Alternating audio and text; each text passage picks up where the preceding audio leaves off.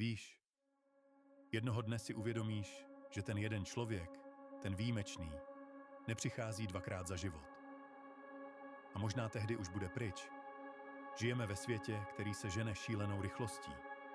Ve světě, který ti řekne, nevadí, najdi si někoho jiného. Vždycky je tu další.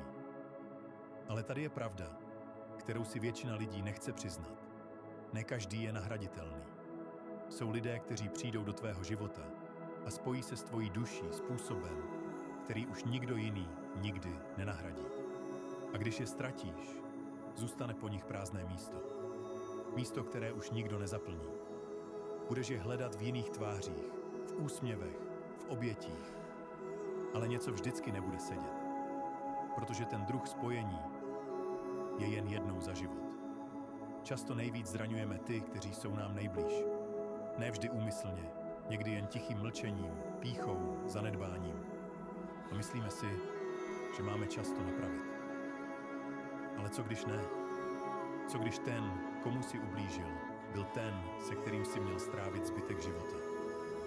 Ne každý ti dá druhou šanci. Ne každý počká, až ti to dojde. Někteří tě budou milovat do hloubky, dokud už se nebudou cítit v té lásce v bezpečí. A pak odejdou.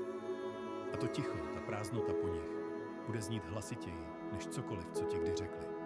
Tak buď pozorný, buď vědomý. Chovej se k těm, na kterých ti opravdu záleží, s láskou a úctou, než se z nich stanou jen bolestné připomínky toho, co znamená přijít pozdě.